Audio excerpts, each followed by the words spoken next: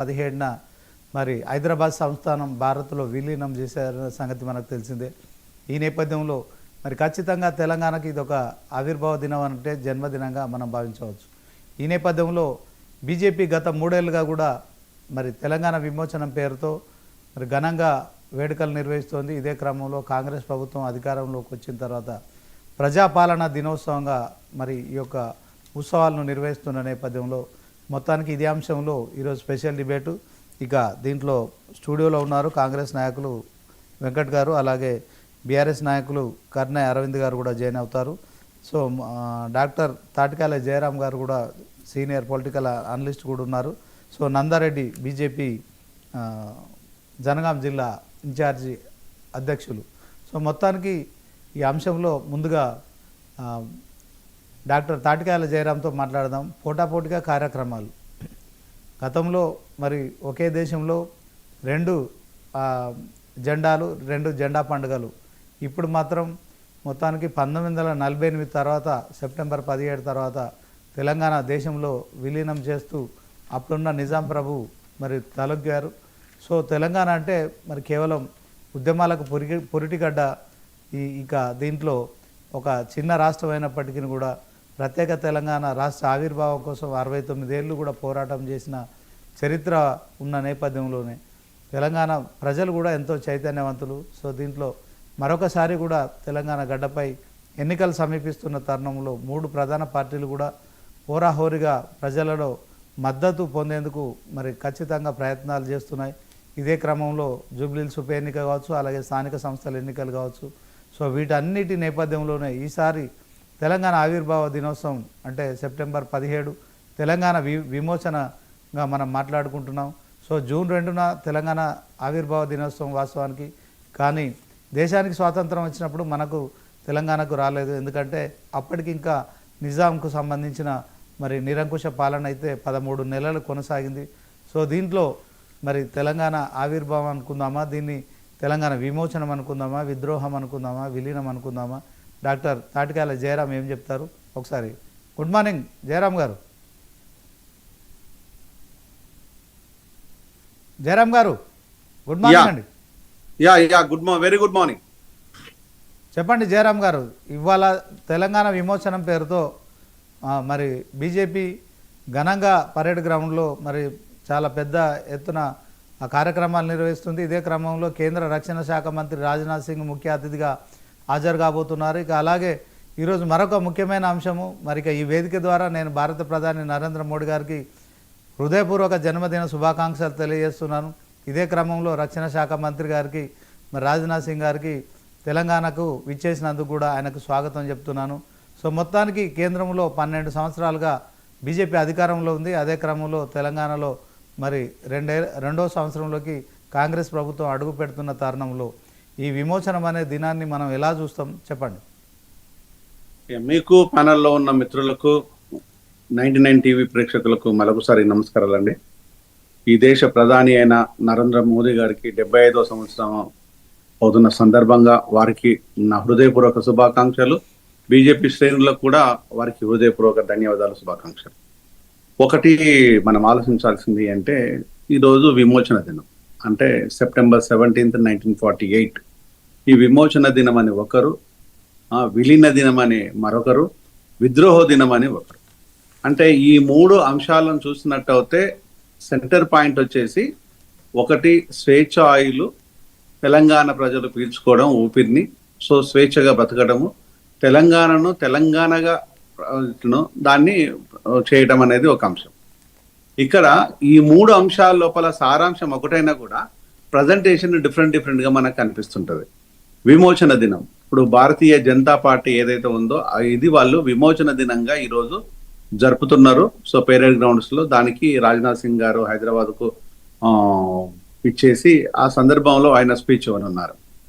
అంటే విమోచన దినం అంటే భారతీయ జనతా పార్టీ ఏం చెప్పదలుచుకుంది అంటే, ఒకవైపు హిందువులు, తెలంగాణలో ఉన్న హిందువులు ముస్లింస్ల దాడిని తట్టుకోలేక ముస్లింస్ల ఏదైతే ఆ రజాకార్లు ఎవరైతే ఉన్నారో రజాకార్లు పూర్తిగా ఒక విధ్వంసాన్ని గురి చేసింది కాబట్టి రజాకార్లు ఒక నష్టాన్ని చేశారు, రజాకార్లు ఒక రాక్షసత్వాన్ని చేశారు. దీన్ని అంతా ఈ ముస్లిమ్స్ అనే దాన్ని కోణం లోపల ఒక మత కోణాన్ని చూపించుకుంటూ ఈరోజు విమోచన దినాన్నిగా వాళ్ళు చెప్పదలుచుకున్నారు. అదే వాళ్ళ స్టాండ్ గా ఉంది. సో బీజేపీ డిఫరెంట్ గా మతపరమైన అంశాలనే తెర మీదకి తీసుకొస్తారు కాబట్టి అన్నారు. కానీ ఇక్కడ బీజేపీ ఆలోచించాల్సింది ఏంటిదంటే ఉన్నత విద్యావంతులు, జర్నలిస్టులు, అనేక మంది ముస్లిమ్స్ కూడా ఆ ఉద్యమంలో తెలంగాణ విముక్తి పొందడం కోసం కూడా పాల్గొన్నారన్న విషయాన్ని మనం గుర్తుపెట్టుకోవాలి.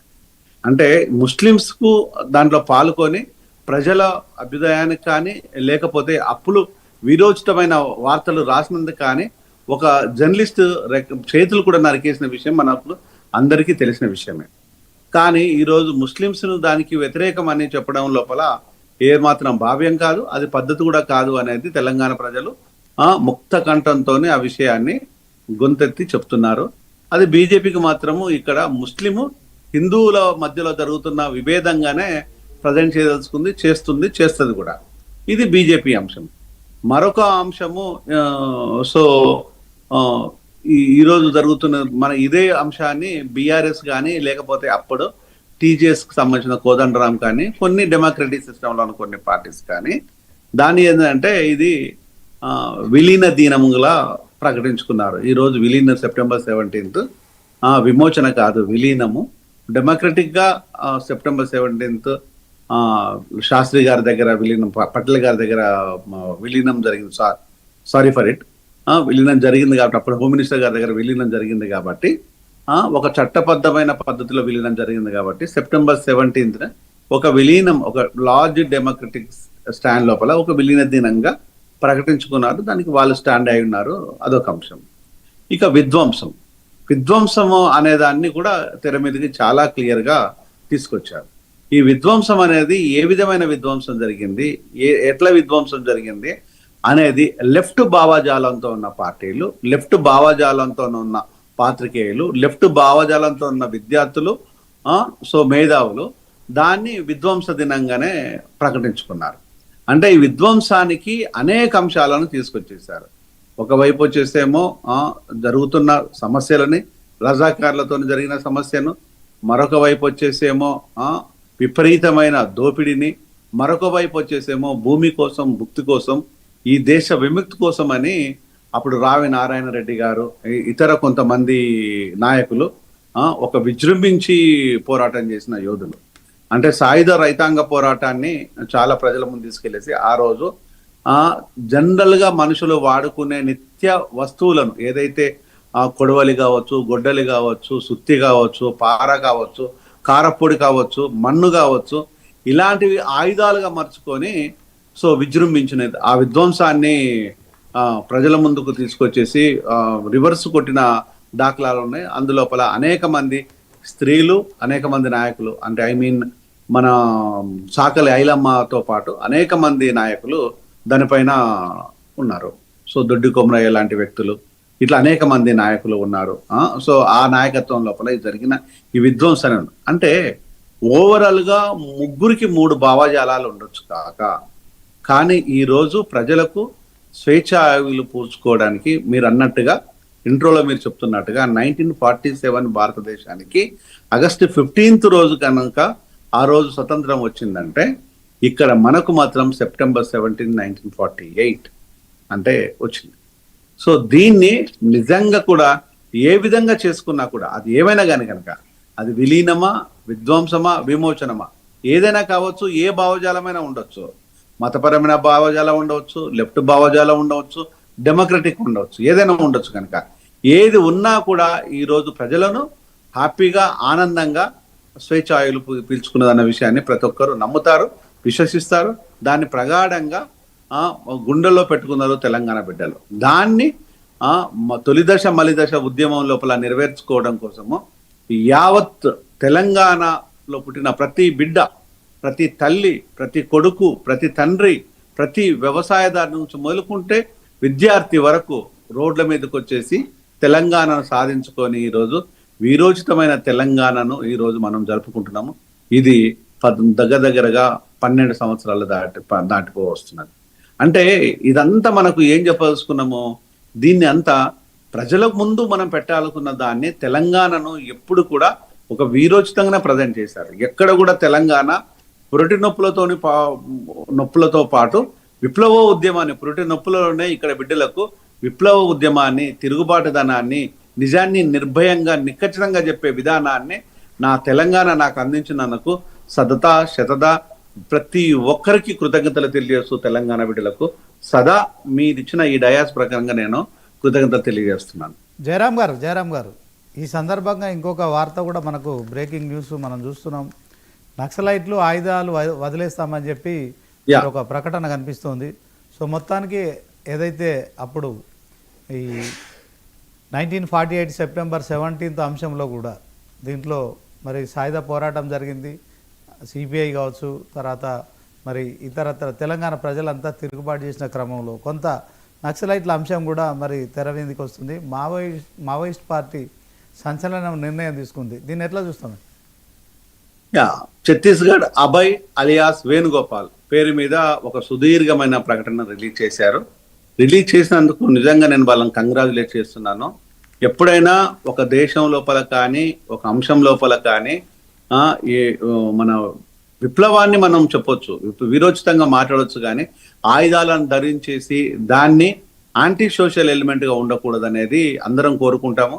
ఈ రోజు వాళ్ళు కూడా గుర్తించినందుకు నిజంగా విప్లవ పార్టీలకు కానీ, మావోయిస్ట్ లెనినిస్ట్ పార్టీకి కానీ, లేకపోతే మావోయిస్ట్ పార్టీకి కానీ, లేకపోతే ఆ లెఫ్ట్ పార్టీలు అన్నింటికి కానీ నేను అభినందిస్తున్నాను. ఎందుకు అంటే ఈ రోజు కాగారుతోనే లేకపోతే ఇంకొకట అని నేను చెప్పను, కానీ నేను ఎందుకంటే పొలిటీషియన్ కాదు కాబట్టి ఈరోజు నేను తెలంగాణలో పార్టీ సభ్యుని కాదు, ప్రభుత్వంలో సభ్యుని కాదు, సెంట్రల్ గవర్నమెంట్ సభ్యుని కాదు.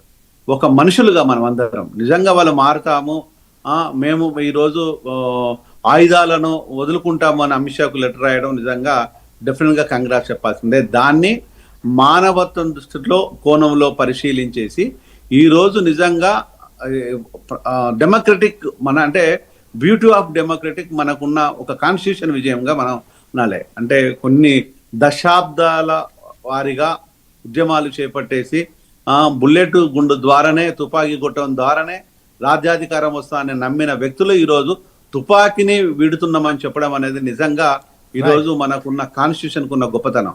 ఆ గొప్పతనానికి గౌరవించేసి సెంట్రల్ గవర్నమెంట్ గౌరవనీయులు అమిత్ షా గారు ఈరోజు వాళ్ళను చర్చలకు పిలిచేసి వాళ్ళను సగౌరవంగా ప్రజల్లో కలపాల్సిన బాధ్యత ఈరోజు ప్రభుత్వం ఉంది. ప్రభుత్వము ఆ విషయం లోపల ఎలాంటి తప్పులు దొరలకుండా, ఎలాంటి బేసుజాలకు పోకుండా, ఎలాంటి ఇబ్బందులు పెట్టకుండా, లేదు మా కాలబేరానికి వచ్చిన అనే విషయాన్ని పక్కన పెట్టేసి ఈరోజు వాళ్ళను గౌరవించేసి ప్రజల్లో కలపాల్సిన బాధ్యత గౌరవ ప్రభుత్వాన్ని ఉంటుందని నేను కోరుకుంటున్నాను, జరగాలని కూడా కోరుకుంటున్నాను. ఏమైనా కూడా ఈ రోజు డెఫినెట్ గా అది మనం అభినందించాలి, గౌరవించాలి. ఇది సెప్టెంబర్ 17న మనం నేను ఉదయంనే న్యూస్ లో చూశాను. వచ్చినందుకు నేను అప్పుడే అనుకున్నాను. సో ఈ అంశం రియల్లీ నిజంగా గ్రేట్ థింగ్. ప్రతి ఒక్కరికి మాట్లాడే స్వేచ్ఛ, డెమోక్రటిక్ గా మాట్లాడే స్వేచ్ఛని ఇవ్వాలి, రాజ్యాంగబద్ధంగా ప్రవర్తించే విధానాన్ని కల్పించాలి. సేమ్ టైమ్స్ వచ్చేసి వాళ్ళ విప్లవ ఉద్యమాలు తప్పులేదు, కానీ ఏదైతే వెపన్ తోని ఉద్యమాలు చేయడము, వెపన్ బుల్లెట్ ద్వారా ఆ రాజ్యాధికారాన్ని సాధించడం, తుపాకీ కొట్టడం ద్వారా అధికారంలోకి వస్తామనే విధానాన్ని తప్పు అని వాళ్ళు గుర్తించినందుకు వాళ్ళను, ప్రభుత్వాన్ని గౌరవించాల్సిన ప్రభుత్వాన్ని ఇద్దరిని నేను రిక్వెస్ట్ చేస్తున్నాను. ఇక ప్రజా ఉద్యమాలకు ఉండాలి తప్పితే, ప్రజలతోని మమేకం అవ్వాలి తప్పితే, బుల్లెట్ ద్వారా కానీ, రక్తపాతం ద్వారా కానీ ఈ ప్రభుత్వాలు కానీ విప్లవ ఉద్యమ నాయకులు ఎవరు కూడా సరైన విధానం కాదని గుర్తించినందుకు నేను వాళ్ళకు ఇద్దరిని అభినందిస్తున్నాను. ఓకే జయరాం గారు, థ్యాంక్ యూ. ఒకసారి నందారెడ్డి గారితో మాట్లాడదాం. బీజేపీ నాయకులు ఉన్నారు. సో ఓవరాల్గా నందారెడ్డి గారు, మీకు భారత ప్రధాని నరేంద్ర మోడీ గారికి జన్మదినం సందర్భంగా శుభాకాంక్షలు చెప్తున్నాం. రాష్ట్రానికి మొత్తానికి కేంద్ర రక్షణ శాఖ మంత్రిని కూడా హైదరాబాద్కు పిలిపించారు. సో ఈ అంశంలో మరి బీజేపీ నాయకులుగా ఏం చెప్తారు? దీన్ని